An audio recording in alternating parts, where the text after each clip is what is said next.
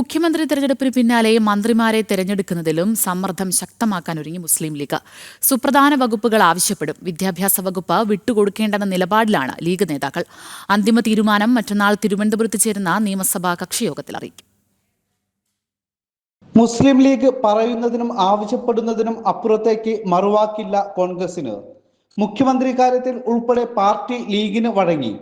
VD. സതീശനെ മുഖ്യമന്ത്രിയായി പ്രഖ്യാപിച്ചപ്പോഴും ആദ്യം വിളിച്ചറിയിച്ചത് പാണക്കാട്ടേക്ക്. മന്ത്രിമാരെ തിരഞ്ഞെടുക്കുന്നതിലും സമ്മർദ്ദ തന്ത്രവുമായി മുസ്ലിം ലീഗ് രംഗത്തെത്തും. വിദ്യാഭ്യാസ വകുപ്പ് ഇക്കുറിയും വിട്ടുകൊടുക്കേണ്ടെന്ന നിലപാടിലാണ് ലീഗ് നേതൃത്വം. മുൻപ് UDF ഭരിച്ചപ്പോൾ ഏറെ തവണ മുസ്ലിം ലീഗാണ് വിദ്യാഭ്യാസ വകുപ്പ് ഏറ്റെടുത്തിരുന്നത്. E.T. മുഹമ്മദ് ബഷീർ, P.K. അബ്ദുറബ്ബ് തുടങ്ങിയവർ വിദ്യാഭ്യാസ മന്ത്രിമാരായിരുന്നു.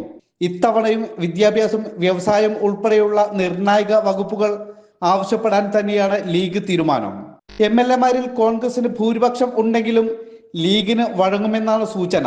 മന്ത്രിസഭാ രൂപീകരണത്തിന് ശേഷം ന്യൂനപക്ഷ വിഭാഗങ്ങൾക്ക് അനുകൂലമായ പദ്ധതികൾ ആവിഷ്കരിക്കാനും ലീഗ് ശ്രമിക്കും. മുസ്ലിം മത സംഘടനകളുടെ പിൻബലത്തോടെ UDF സർക്കാരിൽ സമ്മർദ്ദം ചെലുത്തിയാകും ഇത്തരത്തിലുള്ള ആവശ്യങ്ങൾ നേടിയെടുക്കുക. ശിവദാസ് കന്മനം, ജനം, മലപ്പുറം.